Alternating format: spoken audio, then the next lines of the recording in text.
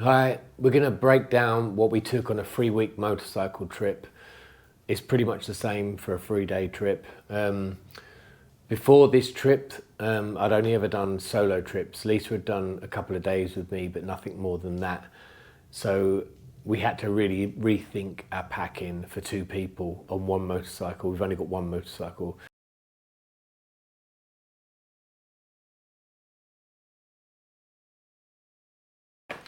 Right, first thing out the bag. It's a luxury item.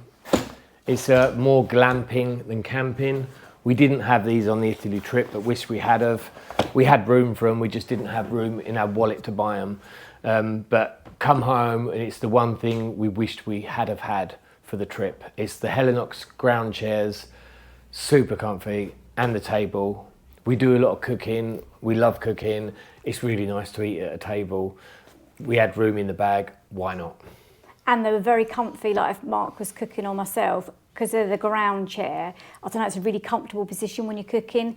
And if you get up early in the morning and anywhere's damp or anything, it was just really lovely to put a chair out so that you weren't getting like a wet bottom or anything, do you know what I mean? Yeah, we've been camping quite a few times since the Italy trip, and it's been a game changer having these. Next up is our 2 sleeping mats. They're Thermarest, very good, highly rate them, good in cold weather as well. I've got an extra large, Lisa has the standard one. I've got this little bag here, which is just washing line and pegs.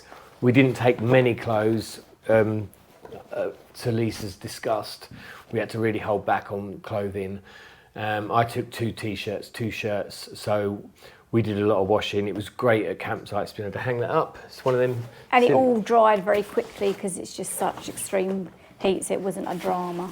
Right, we got 2 Thermarest Questar down sleeping bags. They go down to -6, which obviously we didn't need in Italy. We had them open most of the time or used them as a duvet. I don't believe they would be great at -6. I guess that's a survival thing.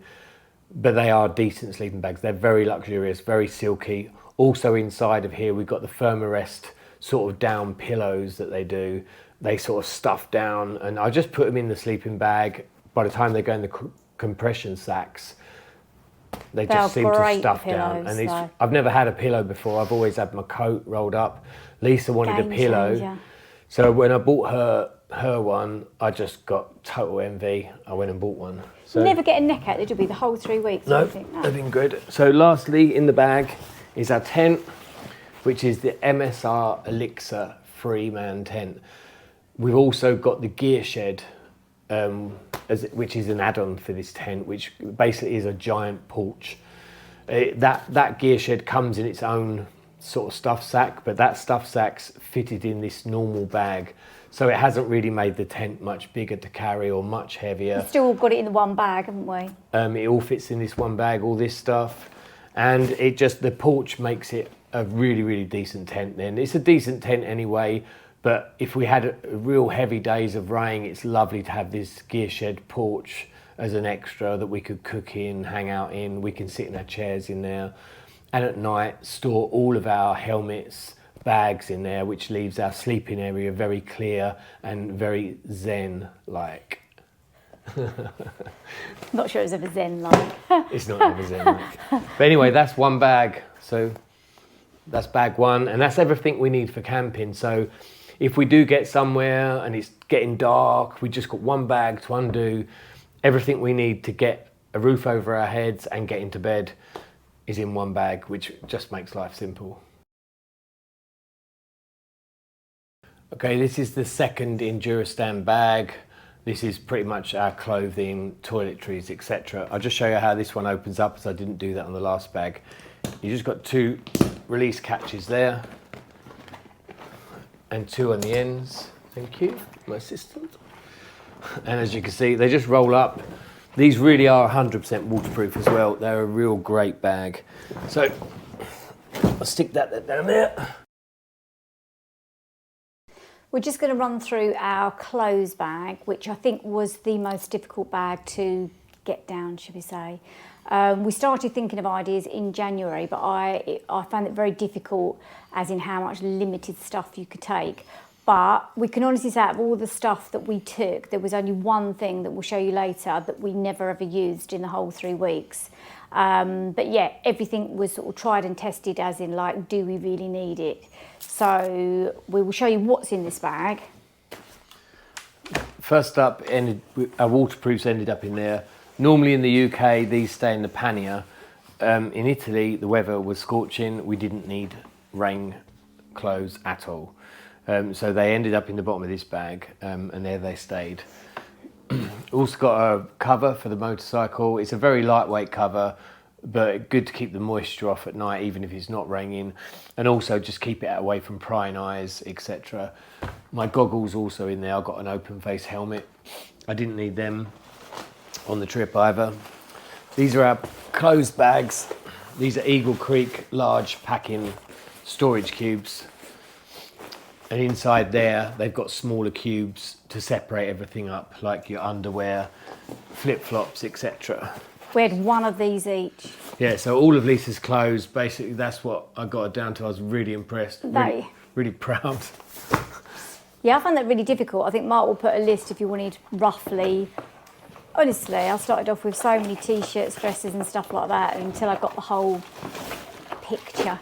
Right. But there. And there's my toiletry bag. And there's Lisa's toiletry bag. That's all right. Yeah, no, it's non-negotiable there. So, obviously... Thing is, you've got like after sun, suntan lotions. You need large amounts when you're going away. And Isn't it been fun, the last thing in this bag is the thing we never used. Now, temperatures were expected to be 38, 40 in Italy. Lisa insisted on, this is actually a hot water bottle. Never got used, even in Switzerland, even up in the mountains. Never got used, did it? It's not coming again. No, but it's just one of my friends said to me, always take a hot water bottle because you can just put it in your sleeping bag and when it's all damp and everything. It's just, and I was like, yes. Mark kept saying, you won't need it, you won't need it. But I put my foot down and went, oh, please, can I have that? Didn't need that. So that will never come again unless we go to the Arctic, which we may do. So that's bag 2, that's the clothing bag. Both of these Enduristan bags go on the back of the bike on the rack. I'll put a photo up now.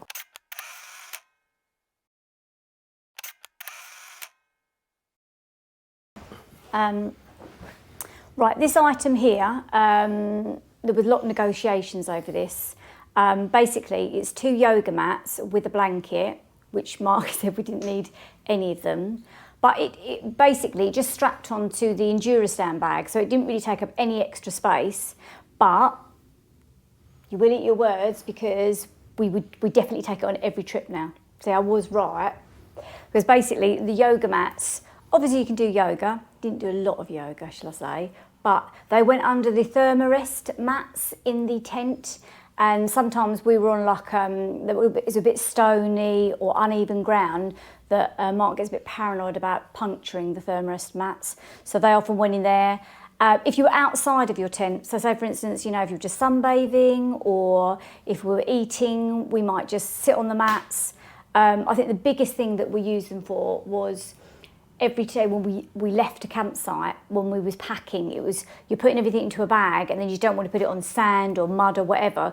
We lined the yoga mats up and then we just put everything on it. So everything's just stayed like really organised and just not messy. Yeah, it made packing very simple and like you say, a lot of the campsites, the minute you knelt down, you were covered in dust. It was just very, very dry dust. Also, everything got dusty, so having the mats was great. Stopped getting the Thermarest punctured. The blanket's a very thin Pendleton wool one. It's a faithful blanket of ours.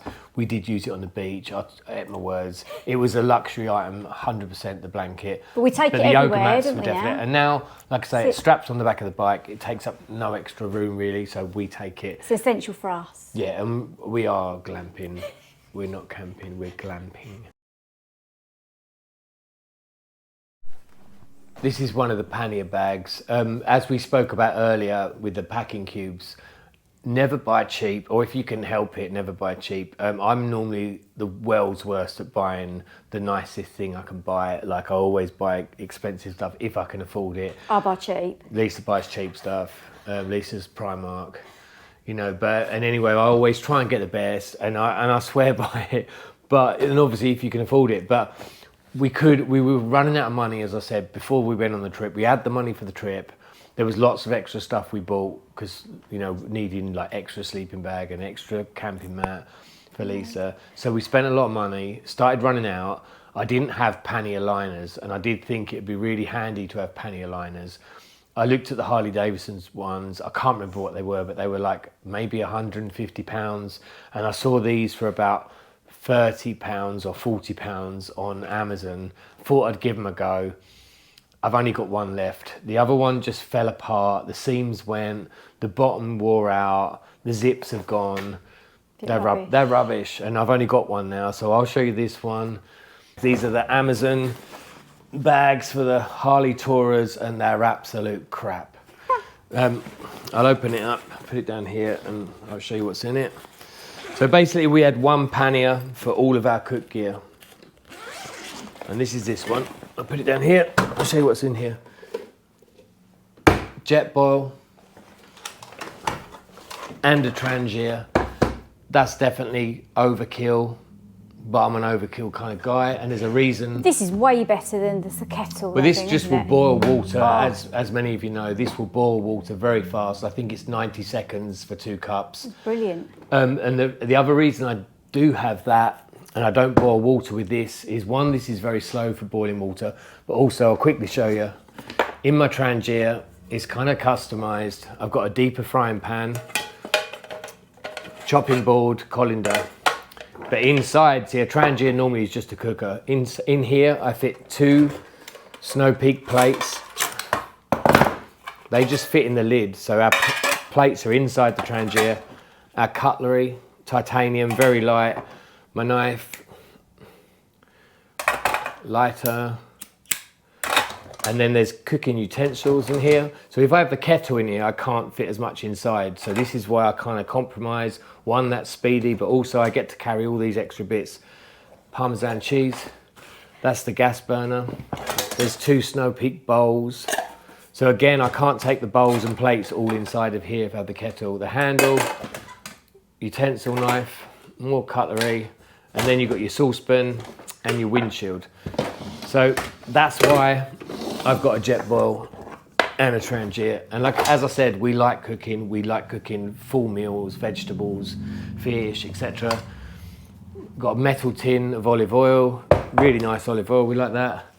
We've got 2 Snow Peak cups. Again, I got different sizes, so they stack, which is really handy. And they're a really nice size. Handles fold over. They're titanium.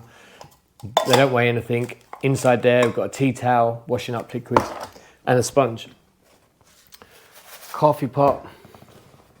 Gas. Gas runs the jet boil and the Trangia. And this is like an assortment pouch. And this is like medical gear, but also it's got cooking spices, head torch, normal torches, anything else, medicine, sort of fit in. Anything that we can get in. There's loads of bits. There's loads, anything miscellaneous, insect repellent, etc., etc. But it all goes in there.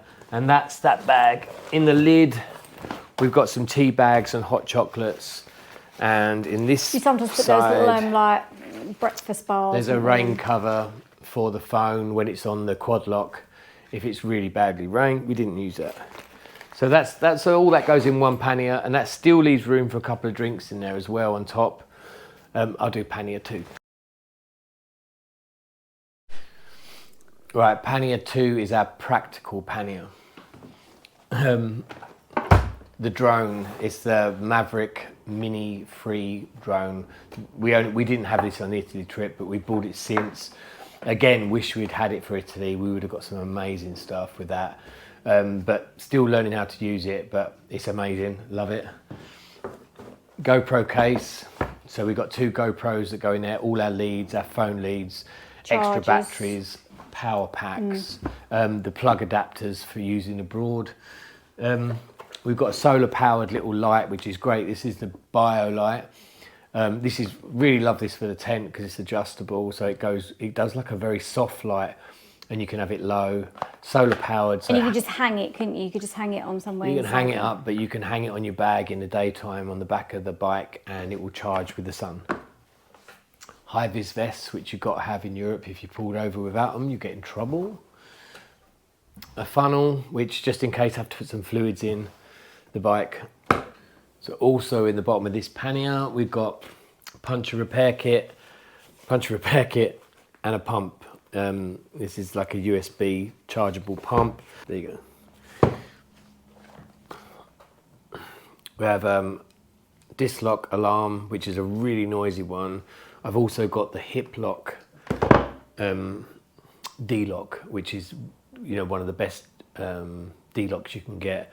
They reckon it takes 10 minutes to angle grind it, but that's actually on the bike at the moment. It's always on the bike if I'm not on the bike. But that fits in this panel also.